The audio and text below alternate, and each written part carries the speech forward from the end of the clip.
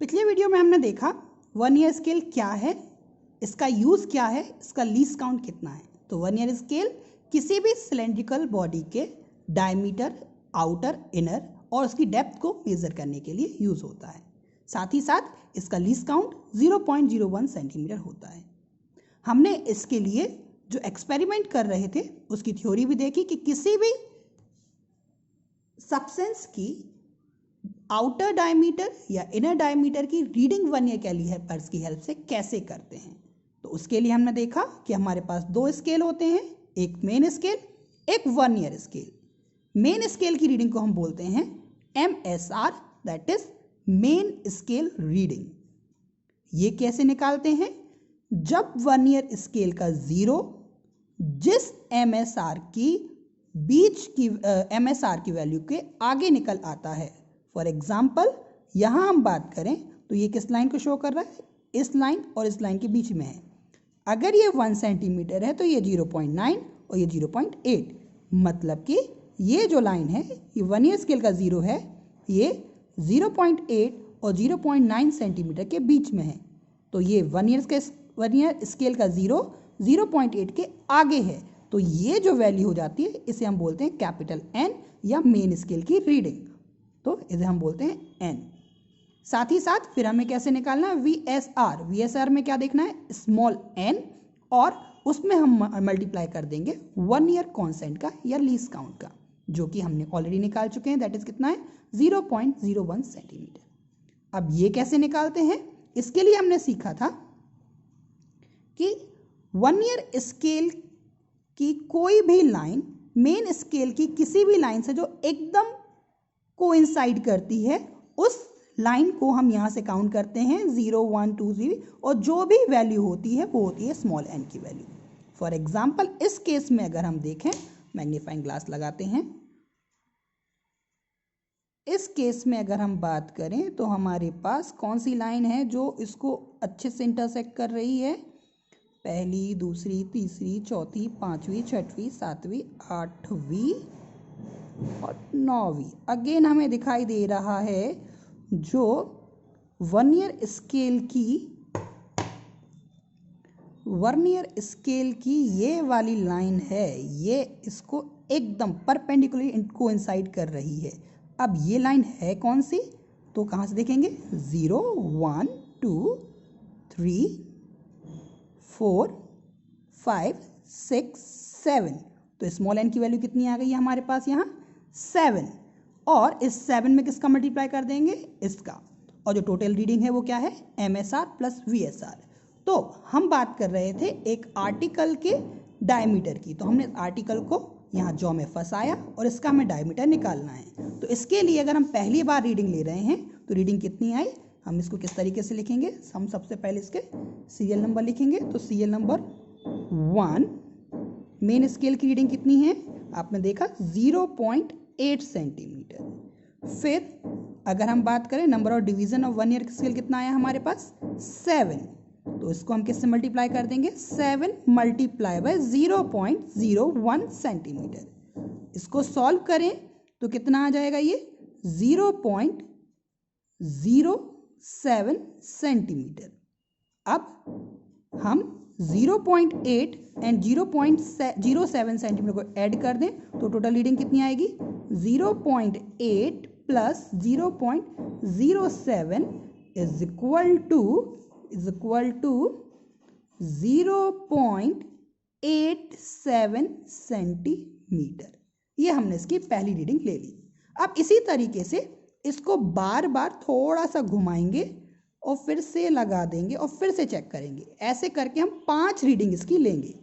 इसको मैंने फिर से लगाया और फिर से फंसाया, ताकि बार बार रीडिंग लेने से हमारे जो आंसर्स होते हैं वो एक्यूरेट आते हैं। अगर एक आध बार हमने कहीं गलती कर भी दी तो क्या होगा?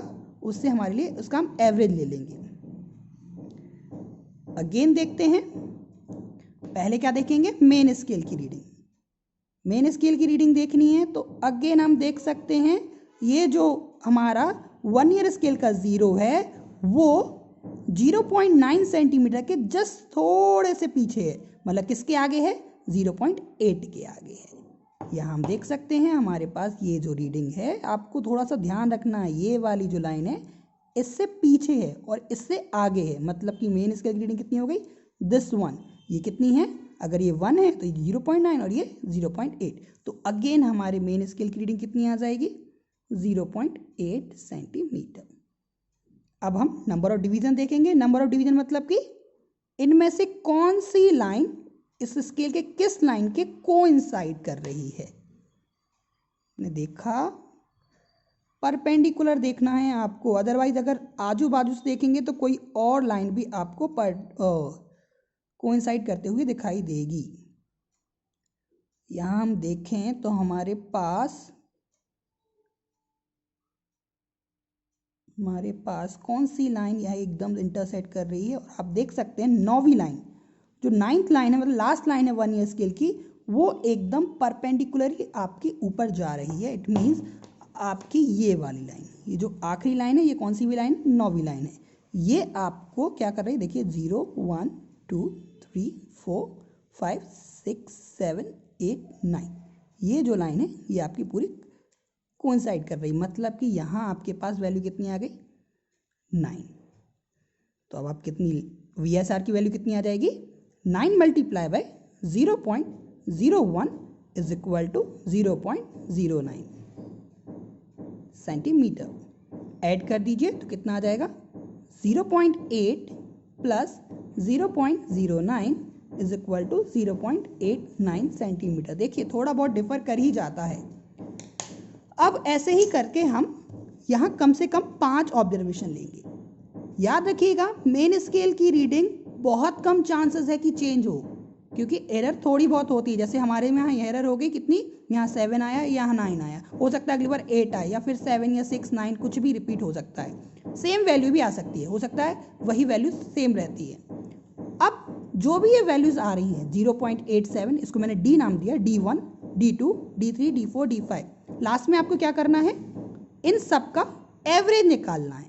एवरेज कैसे, हम अगर हमने 5 वैल्यू ली हैं, D1 की वैल्यू कितनी है 0.87 0.89, जो भी वैल्यू आएगी उनको ऐड करेंगे, डिवाइड बाय 5 करेंगे, तो हमारे पास जो रिजल्ट आएगा that will be our diameter.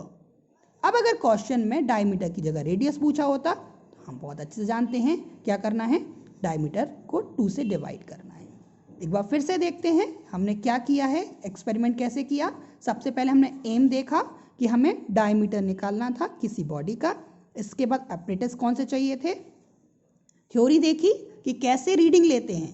तो जो पार्ट 1 ईयर के 0 से आगे होता है, मतलब पीछे होता है, जिसको छोड़ चुके होते हैं, उसको हम बोलते हैं मेन स्केल की reading, that is MSR denoted by capital N।